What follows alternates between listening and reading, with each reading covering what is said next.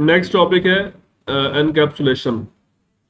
Encapsulation का जो concept लिया है ना, वो लिया है एक जैसे मेडिसिन होती है ना कैप्सूल, कि जो उसमें जो किसी डिसीज के लिए जो उसकी मतलब मेडिसिन होती है ना, वो उसके अंदर फिल कर दी जाती है और उसके ऊपर कवर लगा दिया जाता है। उसको ओपनली नहीं आप यूज कर सकते। जो उसके अंदर जो चीज होती है उसको आप ओपनली यूज नहीं कर सकते। अगर ओपनली यूज करेंगे उसका फायदा नहीं होता। तो इसमें क्या होता है कि हम एनकैप्सुलेशन एक कॉन्सेप्ट है ऑब्जेक्ट ओरिएंटेड प्रोग्रामिंग का, कि एक ऑब्जेक्ट के अंदर हम उसकी सारी जरूरी चीजें इकट्ठी कर देते हैं। उसकी प्रॉपर्टीज, उसके मेथड्स, उसके इवेंट्स, एवरीथिंग एक ऑब्जेक्ट के अंदर इकट्ठी कर दी जाती है। ठीक है। और जहां पर भी हमने उसी की चीज का इस्तेमाल करना होगा तो पूरे ऑब्जेक्ट के थ्रू ही वो इस्तेमाल होती हैं चीजें। हम उसको अलग अलग यूज नहीं करते। प्रॉपर्टीज, मेथड्स, इवेंट्स को अलग अलग नहीं रखते। ऑब्जेक्ट के अंदर रख के एज अ होल उसको यूज करते हैं ऑब्जेक्ट। ठीक है। तो इसका कॉन्सेप्ट में तीन चीजें आती हैं। सबसे पहली चीज होती है डेटा हाइडिंग। ये बाद उसको ज्यादा एक्सप्लेन किया हुआ है। डेटा हाइडिंग, डेटा हाइडिंग का मतलब ये होता है कि आप ऑब्जेक्ट की जो इंटरनल स्टेट है, जो उसकी इंटरनल चीजें हैं, और उसको आप एक्सटर्नल वर्ड से आप उसको हाइड करते हैं। आप एक्सटर्नल वर्ड ऑब्जेक्ट की जो इंटरनल चीजें हैं उसको नहीं देख सकती। ठीक है। और वो आप कैसे कंट्रोल करते हैं? एक्सेस मॉडिफायर्स के थ्रू। जो जो चीजें आप चाहते हैं कि एक्सटर्नल वर्ड को नजर नहीं आनी चाहिए, उसको आप क्या रख देते हैं? प्राइवेट। जो जो मेंबर्स आप प्राइवेट रखेंगे वो इवन के उस क्लास की जो चाइल्ड है उसके पास भी नहीं जाएगा। उसका टोटली इंटरनल हो जाएगा। हाँ, अगर आप चाहते हैं कि इस क्लास में इसकी एक्सेस रहे प्लस इसकी चाइल्ड क्लासेस में चला जाए, उसके अलावा और कहीं ना जाए, तो फिर आप उसको प्रोटेक्टेड कर देंगे। प्रोटेक्टेड का मतलब क्या होता है कि ये वाली क्लास और इसकी चाइल्ड, ओनली दिस, और कहीं भी एक्सेसिबल नहीं होगा। उसके बाद नेक्स्ट लेवल आता है इंटरनल। इंटरनल का मतलब होता है कि ये जो प्रोजेक्ट जिसके अंदर काम हो रहा है, इस प्रोजेक्ट के अंदर जितनी भी चीजें सारी वहां पे एक्सेस हो जाए, लेकिन प्रोजेक्ट से बाहर ना हो। प्रोजेक्ट से, और पब्लिक का मतलब क्या होता है कि प्रोजेक्ट से बाहर भी एक्सेस हो जाए। तो इन एक्सेस मॉडिफायर्स को यूज करते हुए आप अपने डेटा को हाइड कर सकते हैं प्रॉपरली। जिस लेवल तक आप हाइड करना चाहते हैं कर सकते हैं। ठीक है। अब एब्स्ट्रैक्शन क्या होती है? एब्स्ट्रैक्शन की ये सिंपल तीन चार वर्ड्स आपने याद रखना है। Simplified interface for interacting with other objects. यहां पे अदर का वर्ड आना चाहिए था, कि जब दो ऑब्जेक्ट्स आपस में कम्युनिकेट करते हैं तो वो कोई प्रॉपर उनका इंटरफेस आपस में होना चाहिए जिसके थ्रू वो आपस में कम्युनिकेट करें। वो इंटरफेस क्या होते हैं? वो मेथड्स ही होते हैं, फंक्शंस होते हैं जिसके थ्रू वो आपस में कम्युनिकेट करते हैं। अगर एक ऑब्जेक्ट ने कोई एक्शन परफॉर्म करना है दूसरे ऑब्जेक्ट पे, तो दूसरा ऑब्जेक्ट उसको कोई मेथड बताएगा कि भाई ये मेथड है, इसके थ्रू मुझसे कम्युनिकेट करो। वो मेथड के थ्रू ही जाएगा। वो उसके इंटरनल जो मेंबर्स है उसको वो नहीं देख सकता। उसके इंटरनल मेंबर्स को नहीं देख सकेगा। ठीक है। और एक और इसके अंदर इंपॉर्टेंट बात है, हाइडिंग कॉम्प्लेक्स इंप्लीमेंटेशन डिटेल्स। अब अगर एक फर्ज करें एक ऑब्जेक्ट है एक्स, दूसरा ऑब्जेक्ट क्या है वाई, दोनों डिफरेंट क्लासेस के हैं, सेम क्लास के नहीं है।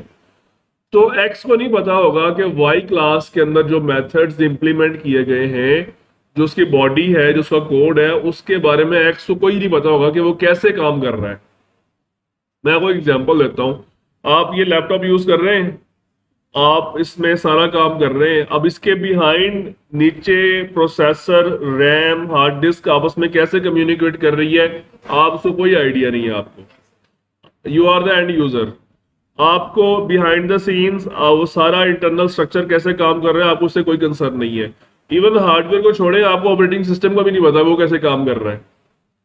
ऑपरेटिंग सिस्टम जो है वो कैसे कम्युनिकेट कर रहा है हार्डवेयर के साथ, नहीं पता आपको। इसी तरह का और एग्जांपल है, हम लोग बाइक चलाते हैं या कार चलाते हैं, तो उसके जो इंजन जो है वो सारे पार्ट्स के साथ कैसे कम्युनिकेट कर रहा है उसका वो कोई पता नहीं। हमने अगर ब्रेक लगानी है तो हम जस्ट ब्रेक के ऊपर पाँव रख देते हैं, और वो इंटरनली कैसे काम कर रही है, क्या क्या इंप्लीमेंटेशन है, वो हमें उससे कोई कंसर्न नहीं होता। ठीक है, समझ आ रही बात? तो वो जो कॉम्प्लेक्स इंप्लीमेंटेशन डिटेल्स होती हैं वो छुपाई जाती हैं आउटसाइड वर्ल्ड से, कि आउटसाइड वर्ल्ड का उससे कोई कंसर्न नहीं होना चाहिए। ठीक है। एक एग्जांपल लेते हैं, हमें एक क्लास बनाई है बैंक अकाउंट के नाम से, और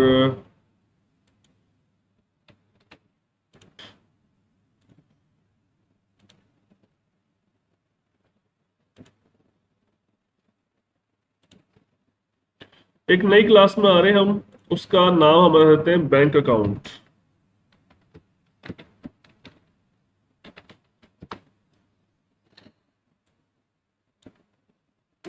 ये कोड हमने कॉपी पेस्ट कर दिया, इसको भी हम समझते हैं।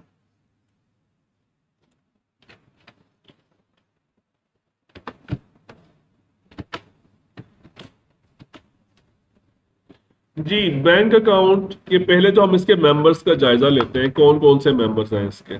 ठीक है, ये साथ में ना ये माइनस प्लस के साइन आ रहे होते हैं, तो इसके जरिए मैं इनको वक्ती तौर पे हाइड कर देता हूं। अब आप देख सकते हैं इसमें कितने मेंबर्स हैं। ये पहला मेंबर, इसका नाम क्या है, बैलेंस। और ये बेसिकली क्या है, ये प्रॉपर्टी है डेसिमल डेटा टाइप की। ये क्या चीज है, इसका नाम, ये bank account, this is constructor. क्या है ये, आप जानते हैं जो कंस्ट्रक्टर होता है उसका नाम बिल्कुल क्लास के नाम से मैच करता है। मेथड होता है और उसका नाम बिल्कुल उससे मैच करता है। और ये पैरामीटराइज कंस्ट्रक्टर है, 1 पैरामीटर देना पड़ेगा इसके लिए आपको। फिर ये एक मेथड है, इस मेथड का नाम क्या है, डिपॉजिट। और इस मेथड का नाम क्या है, विथड्रॉ। और ये भी एक प्रॉपर्टी है, बैलेंस। ठीक है, ये समझ लें वेरिएबल है, ये प्रॉपर्टी है, उसकी गेटर प्रॉपर्टी है, ये गेटर फंक्शन कह लें आप। ठीक है, तो अब इसका मतलब ये इस क्लास का काम क्या है, देखें इसमें हमने सिंपल ये चीज शो की है कि इस क्लास को यूज करते हुए हम बैंक अकाउंट का डिपॉजिट फंक्शन और विथड्रॉ फंक्शन उसको सिमुलेट करेंगे। कैसे होता है डिपॉजिट और विथड्रॉ, एक कस्टमर है, उसका कुछ बैलेंस है, वो हम इनिशियली डिफाइन कर देंगे उसका इतना बैलेंस है। हम एक प्रोग्राम वाली क्लास का कोड भी कॉपी पेस्ट कर लेते हैं। इसको हम सारा कमेंट आउट कर देते हैं। ये आ गया हमारा प्रोग्राम क्लास का कोड। क्या किया हमने, एक नया अकाउंट बनाया, और ये देखें हम उसको इनिशियली कितनी वैल्यू दी, 1000। ये m का मतलब होता है कि डेसिमल वैल्यू है। तो ये कंस्ट्रक्टर है, ये कॉल होगा, ये है कंस्ट्रक्टर। ठीक है, ये इनिशियल बैलेंस का पैरामीटर है, यहां से ये 1000 की वैल्यू जाएगी इस इनिशियल बैलेंस के पैरामीटर में, और ये वैल्यू साइन कर देगा बैलेंस के इस प्रॉपर्टी को। मतलब इस ऑब्जेक्ट का जो बैलेंस है वो 1000 के ऊपर सेट हो जाएगा। ठीक है, ठीक है। अच्छा, उसके बाद फिर हमने क्या किया, हमने क्या लिखा है, अकाउंट डॉट डिपॉजिट। अकाउंट, ये फंक्शन कॉल किया है। डिपॉजिट इज बेसिकली फंक्शन, ये देखें आप, सही है। अब देखें डिपॉजिट के फंक्शन में एक कोड लिखा हुआ है। अब जो ऑब्जेक्ट इसको कॉल कर रहा है उसको क्या पता कि वो बिहाइंड द सीन उसका कोड क्या लिखा हुआ है, उसको पता है भाई इस चीज का। उसने सिर्फ 1 लाइन से कॉल कर दिया, डिपॉजिट कर दो भी 500 जो है ना वो उसके डिपॉजिट कर दो उसके बैलेंस के अंदर। अब वो बिहाइंड द सीन कैसे डिपॉजिट कर रहा है वो उसको कोई कंसर्न नहीं है। आप बैंक चले जाते हैं अपने अकाउंट में पैसे जमा करवाने के लिए, आप रसीद वाउचर बनाते हैं उसका, उसको फिल आउट करते हैं और वो जाके कैश काउंटर में जाके अपने पैसे और उसको वाउचर दे देते हैं। अब वो बिहाइंड द सीन कंप्यूटर में एंट्री कैसे कर रहा है उससे आपको कोई कंसर्न नहीं है, वो आपको दिखाते भी नहीं है। उन्होंने एब्स्ट्रैक्शन की लेयर कायम की हुई है, डाटा हाइड किया हुआ है उन्होंने आपसे अपना, कि वो आपके अकाउंट्स में कैसे फंड ट्रांसफर हो रहे हैं वो चीज आपसे हाइड करते हैं। ऐसे ही होता है ना। तो ये सारा इंटरनल उसकी लॉजिक है। अब उसकी लॉजिक थोड़ी सी समझ ले। लॉजिक क्या है जी, कि अगर अमाउंट की वैल्यू 0 से ग्रेटर है तो ये जो वेरिएबल था हमारा बैलेंस ये वाला, उसमें ये अमाउंट ऐड कर दो। अगर पहले उसकी 1000 वैल्यू थी तो 500 और उसमें ऐड होगी, तो क्या हो जाएगा 1500, और फिर एक मैसेज आ जाएगा ये वाला। ठीक है, समझ आ गई। और उसके बाद फिर अदरवाइज अगर अमाउंट की वैल्यू 0 से ग्रेटर नहीं है तो फिर क्या मैसेज आएगा जी। तो अभी फिलहाल इसको मैं कर रहा हूं डिसेबल और इसको भी कर रहा हूं डिसेबल। मैं सिर्फ इसका आउटपुट देखना चाहता हूँ कि डिपॉजिट फंक्शन का आउटपुट क्या आता है। ठीक है,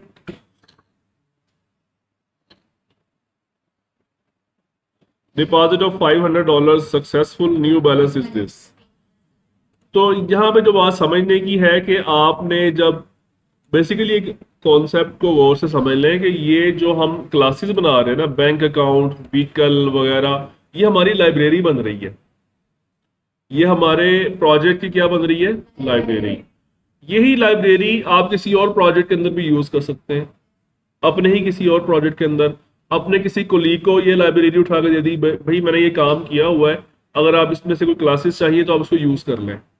अपनी पूरी टीम के अंदर ये पूरी लाइब्रेरी शेयर हो सकती है। इवन अगर आपने कोई ऐसा काम किया है कि जो एक वर्ल्ड लेवल पे इस्तेमाल हो सकता है, तो उस लाइब्रेरी को उठा के आप इंटरनेट पर रख दें, डाउनलोड कर लिए, उससे आप अर्निंग भी कर सकते हैं कि उसकी आप पेमेंट रख दें भी ये मैंने काम किया है। फॉर एग्जाम्पल वीडियो एडिटिंग की आपने कोई लाइब्रेरी बना ली वीडियो एडिट करने के लिए।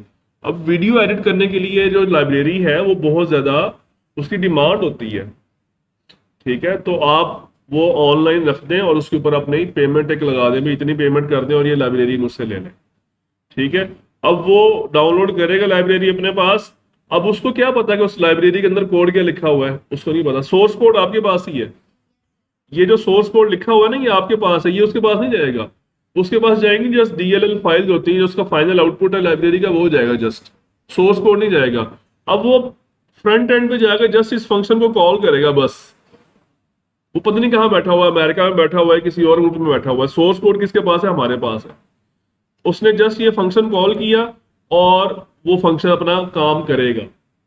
और उसका सोर्स कोड उसका बिल्कुल उसको उसके नॉलेज नहीं होती इसके पीछे कैसे काम हो रहा है। तो आपने वीडियो एडिटिंग की लाइब्रेरी बनाई, वो काम कैसे हो रहा है, वीडियो एडिट कैसे हो रही है, ये सिर्फ आपको ही पता है। आपने जिसको सेल किया वो जस्ट फंक्शन कॉल करेगा और उसका काम हो जाएगा। ये कॉन्सेप्ट समझ आ गया? Data hiding, abstraction. ठीक है, डाटा हाइडिंग से मुराद होता है अपने कोड को छुपाना दूसरों से, और एब्स्ट्रैक्शन का मतलब है कि कोई ऐसा इंटरफेस डिफाइन करना कि कोई दूसरा उससे कम्युनिकेट कर सके। ठीक है, बाकी बिहाइंड द सीन क्या हो रहा है वो आप डिस्प्ले नहीं करते किसी को। ठीक है, अच्छा जी, उसके बाद आपने क्या किया? विथड्रॉ किया। ठीक है, विथड्रॉ का मतलब क्या होता है? पैसे निकलवाना। ठीक है, आप इसका आउटपुट देखते हैं।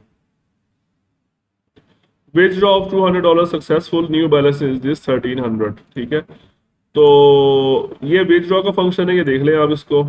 क्या लिखा है जी? If amount is greater than 0 and amount is less than equal to balance. इस कंडीशन का क्या मतलब है? Amount is less than equal to balance.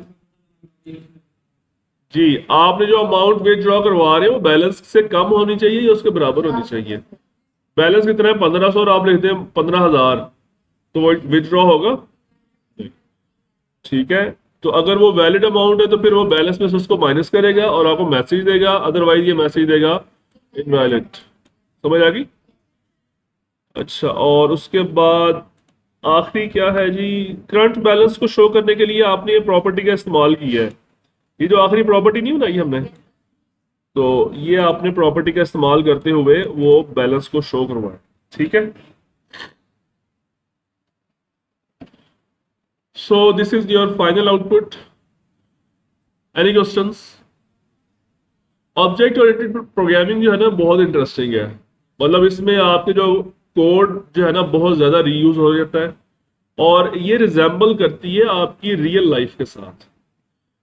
मैं आपको एक और एग्जांपल देता हूँ। हमारे पास जो क्लर्क हैं, एडमिशन जहाँ पे आपने करवाया था, आपने अपना एडमिशन फॉर्म फिल करके जो रिक्वायर्ड डॉक्यूमेंट्स थे वो आपने वहां पे जमा करवाए थे ना।